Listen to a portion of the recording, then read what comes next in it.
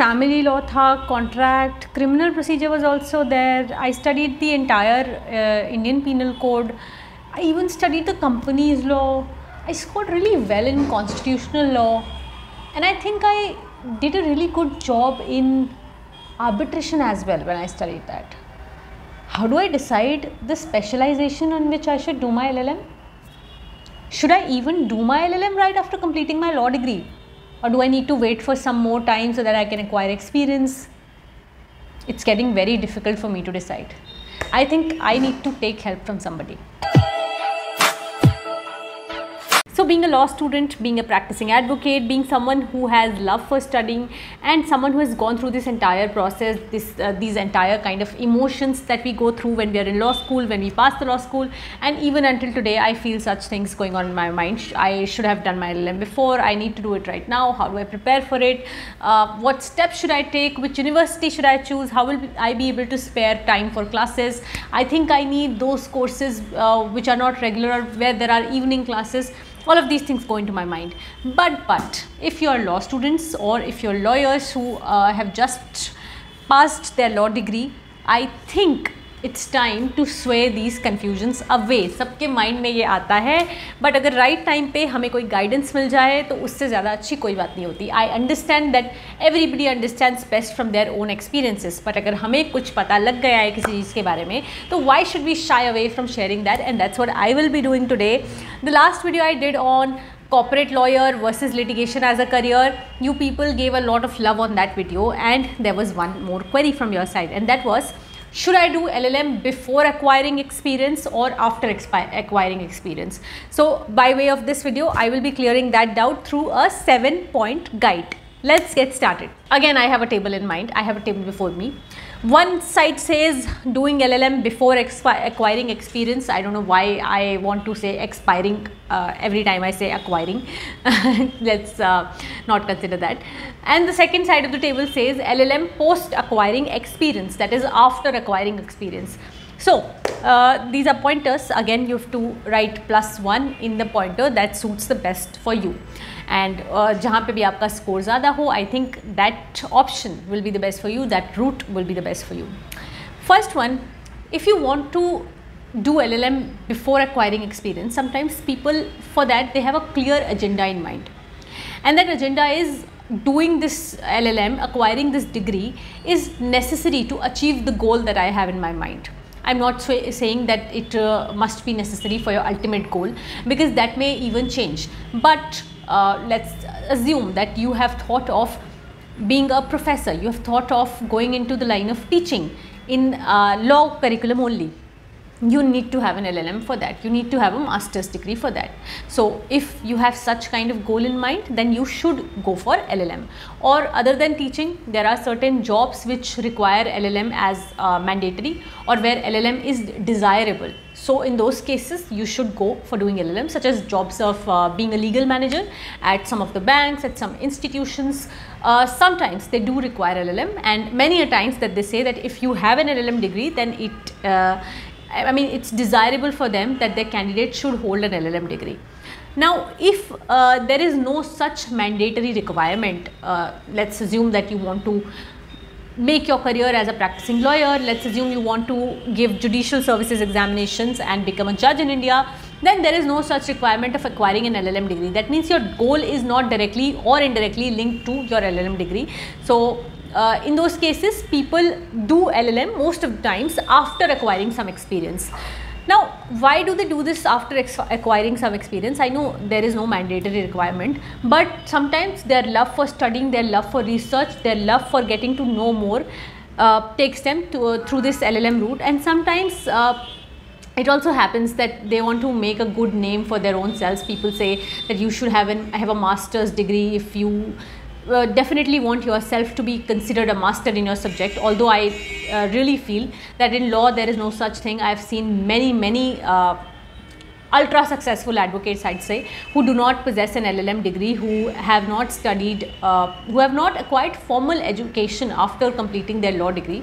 तो ऐसा कुछ नहीं होता है कि आपके पास एक मास्टर्स डिग्री होगी तभी आपको सब्जेक्ट में मास्टर माना जाएगा. मैंने ये पूरा ये चीज़ अच्छे से कोर्ट में ऑब्जर्व करी है, बट स्टिल ऐसे लोग जिनको ये वाली रिक्वायरमेंट ज़्यादा सूट करती है वो LLM करते हैं थोड़ा सा एक्सपीरियंस एक्वायर करने के बाद में। अब next point is related to specialisation.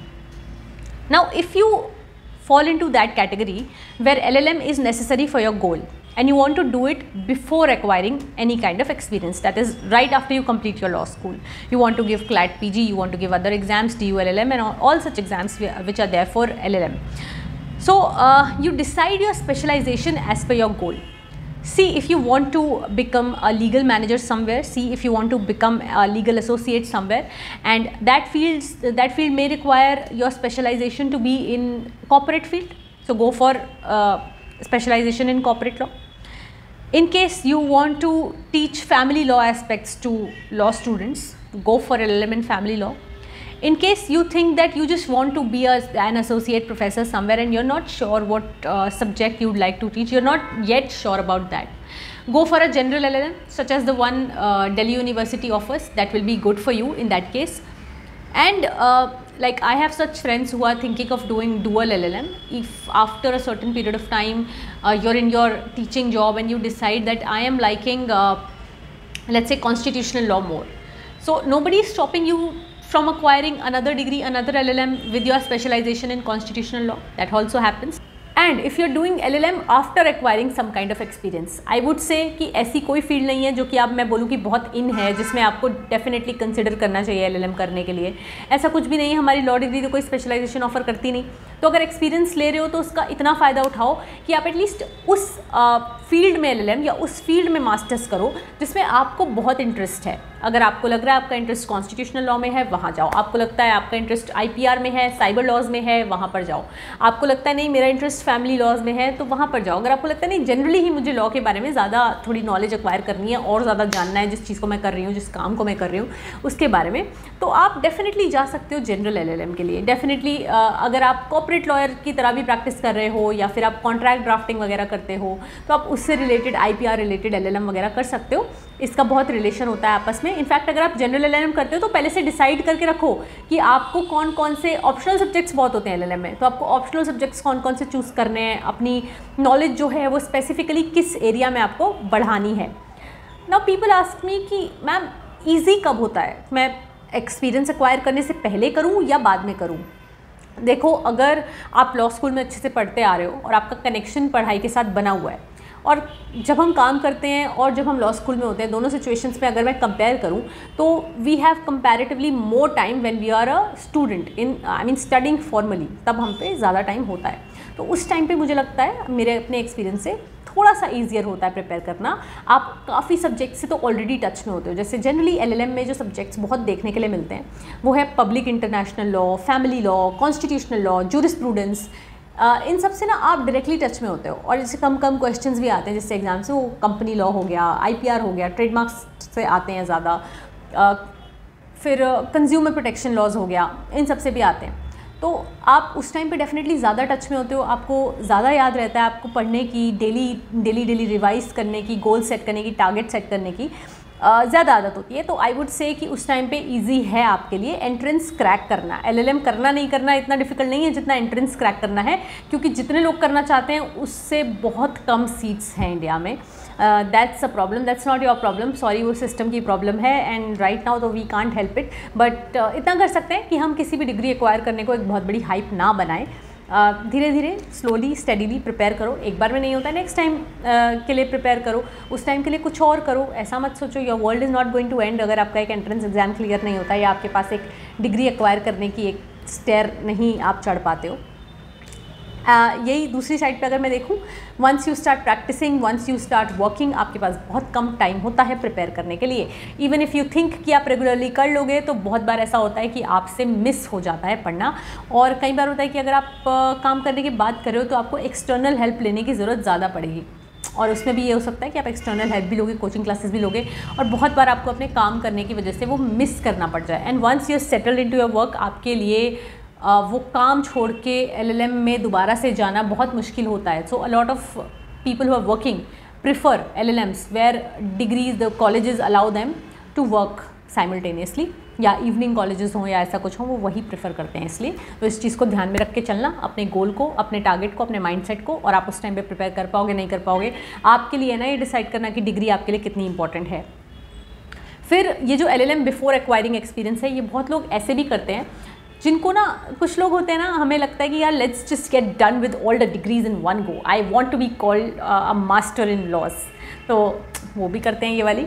But post acquiring experience ये करते हैं कि जिन्हें लगता है कि मुझे प्रैक्टिकल एक्सपोजर लेना ज़रूरी है, I want to first stand on my feet, I want to first be called independent, I want to first see कि मुझे अब आगे पढ़ना है तो और क्या पढ़ना है। मैं स्कूल पढ़ के आया हूँ, मैं 5 years की लॉ या फिर मैं 3 years की ग्रेजुएशन, 3 years की लॉ, इतना कुछ करके आई हूँ, and I have never stepped into the outside world, let's see what the outside world has to offer for me, and then only I will come back to this entire scenario and I begin my studies again, there is no one stopping me. Law में तो वैसे भी आप बार बार पढ़ते रहते हो, तो if you want to have some income in hand before going further, if you want to have some kind of exposure in hand, you definitely should go for LLM after acquiring some experience. Fifth point is related to dependency.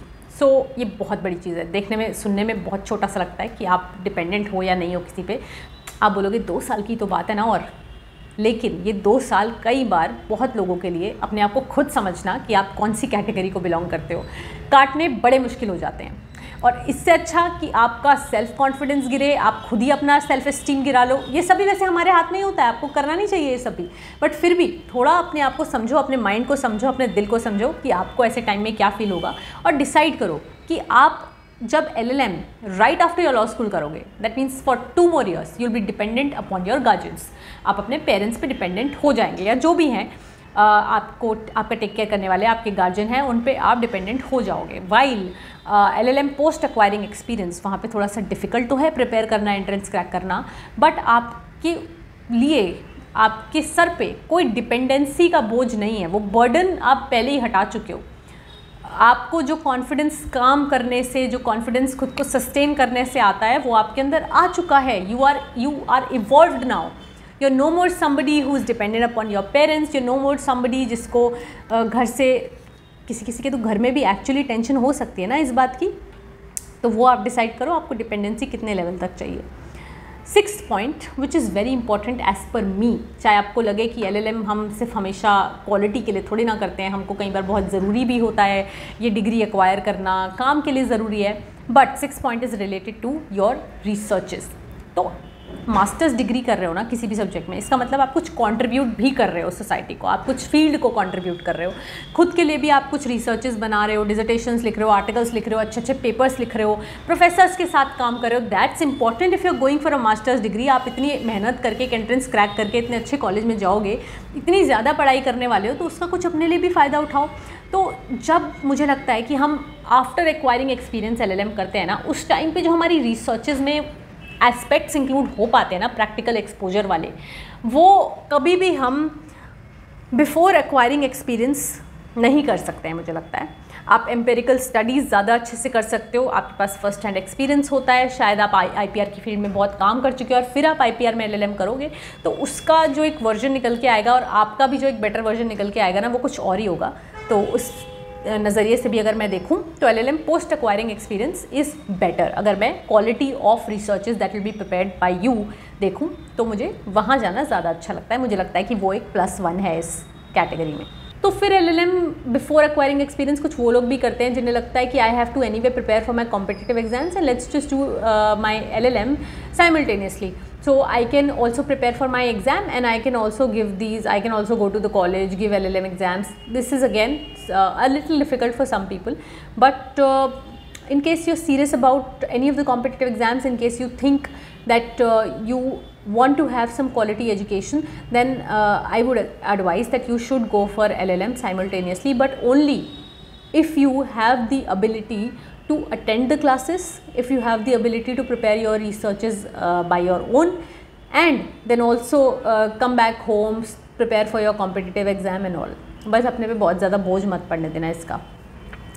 और फिर कुछ लोगों को इसमें भी help करता है कि हम जुडिशरी में जाएंगे तो मेरे पास मास्टर्स डिग्री होगी तो मेरे को सैलरी में हेल्प मिलेगी, और भी बहुत सारे पर्क्स होते हैं, बेनिफिट्स होते हैं उन लोगों के लिए। साइमल्टेनियसली अगर मैं देखूँ कि कुछ लोग सोचते हैं कि मैं ना ये जो लिटिगेशन है, लिटिगेशन मैं कर रहा हूँ या फिर मेरी एक कॉर्पोरेट लॉयर की जॉब है, उसके साथ में मैं LLM भी कर लेता हूँ। मैं कोई कॉम्पिटिटिव एग्ज़ाम के लिए भी प्रिपेयर कर लूँगा, बिकॉज हु नोज़ कि लिटिगेशन में आगे क्या हो। राइट नाउ तो I am working with a senior, आगे का पता नहीं, तो LLM करता जाता हूँ साथ साथ, और साथ में ना कॉम्पिटिटिव एग्ज़ाम की प्रिपरेशन भी कर लूँगा मैं, और आगे मैं जज भी बन जाऊँगा शायद आगे जाके, या फिर मैं कोई और अच्छा सा कॉम्पिटिटिव एग्ज़ाम क्लियर कर लूँगा, या फिर मैं IAS जैसा कोई एग्ज़ाम के लिए प्रिपेयर कर लेता हूँ। तो ये तो मुझे लगता है इट्स अ बिग नो, ऐसा नहीं करना। It's very difficult to manage all these 3 things together, that I want to prepare for judiciary, I want to go for LLM, I mean I will be doing my LLM and I will also be doing a job. Please please हाथ जोड़ के मेरी आपसे request है, ये करने की कोशिश मत करना। मैंने अभी तक जितने भी लोगों को ये करते हुए देखा है, या तो हेल्थ वाइज प्रॉब्लम्स, या फिर क्योंकि ये गोल्स एक साथ पूरे नहीं हो पाते आपके पास, या दिन में लिमिटेड टाइम है। आई नो टाइम निकालने से निकलता है, बट इसका मतलब ये नहीं है ना कि आप 3 एंटायरली डिफरेंट चीज़ें एक साथ में करोगे। Very difficult to do this. तो मेरी तरफ से तो it's a big no. Now there is one more tip for you, do not get trapped into specialisations. ये मैंने बहुत होता देखा है कि मुझे तो इसमें कभी इंटरेस्ट था ही नहीं, मुझे तो कॉर्पोरेट लॉ में कभी इंटरेस्ट था ही नहीं, मैंने पता नहीं क्यों LLM कॉर्पोरेट लॉ में कर लिया, अब मेरे को क्या ही करना है, मुझे समझ नहीं आ रहा है इसका, मुझे तो पढ़ने में भी मज़ा नहीं आया, मुझे तो रिसर्चेस करने में मज़ा नहीं आया, ये मर्जर्स एंड एक्विजिशन पे डिसर्टेशन मैं क्या ही बनाती, मेरे को बिल्कुल अच्छा नहीं लगा। बस क्यों कर लिया था मैंने, क्योंकि सब बोलते थे कि कॉर्पोरेट लॉ बड़ा फैशन में है, it's very good for new generation, आप इसी में जाओ, इसी में जाओ। But on the other hand I have interest in constitutional law. ऐसा मत करना प्लीज़। स्पेशलाइजेशन के टाइम वही करना जो आपको पसंद हो, उससे आप एक बार को फिर भी करियर बना लोगे। देखो लॉ में क्या होता है ना, बहुत ज़्यादा करियर उस पर डिपेंड नहीं करता कि आपकी स्पेशलाइजेशन किस में है। You can change your career trajectory even when you have done your LLM in a specific field. तो कॉर्पोरेट लॉ में LLM करके ऐसा तो है नहीं कि आप सुप्रीम कोर्ट में जाके रिट मैटर्स या हाई कोर्ट में जाके रिट मैटर्स से डील नहीं कर सकते, फंडामेंटल राइट्स के वायलेशन को से डील करने की आपके पास एबिलिटी नहीं रहेगी। या ऐसा भी नहीं है कि आप कॉन्स्टिट्यूशनल लॉ में LLM कर लोगे या IPR में LLM कर लोगे तो आप जाके कॉर्पोरेट लॉयर नहीं बन सकते, ऐसा कुछ भी नहीं है। तो अभी के लिए वो करो जो आपको पसंद है, उसमें ही स्पेशलाइजेशन करना, किसी के प्रेशर में मत आना बिल्कुल भी। और एक वो उन लोगों के लिए जो बोलते हैं कि कॉम्पिटिटिव एग्जाम के लिए भी साथ साथ प्रिपेयर करना है, यार आई डोंट नो कि कौन सी हरी में हो आप, कि आपको जॉब भी करनी है, आपको शायद लिटिगेशन में भी थोड़े बहुत हाथ पैर मारने हैं कि मेरे पास अपने क्लाइंट्स भी आ जाएं, और आपको ये भी करना है कि मुझे LLM में भी एडमिशन ले लेना है, साथ साथ आपको जुडिशियल सर्विस एग्जामिनेशन के लिए प्रिपेयर करना है। Again this is very difficult. तो मुझे बता देना कमेंट बॉक्स में लिख के कि किस बात की जल्दी है, कहाँ भागना है, क्या कौन सी ट्रेन निकल रही है, शायद हमारी भी वो ट्रेन निकल रही हो, हम भी देख लेंगे वो चीज़ मत करना। आई नो मैं भी थोड़ी सी ऐसी हूँ कि मुझे भी लगता है कि बहुत सारी चीज़ें एक साथ कर लो, मल्टीटास्क कर लो, बट प्लीज़ अपने माइंड पे वो प्रेशर मत डालो, पीस चला जाता है, that's very precious. Now I hope आपकी ये थोड़ी बहुत कन्फ्यूजन तो क्लियर हो गई होगी। वैसे इसकी कोई क्लियर कट गाइड नहीं होती है, but still I try to prepare this 7-point guide for you. Let me know what you feel about this video, let me know if you need more such videos. I will meet you again very soon with a new video on a new concept. Bye for now.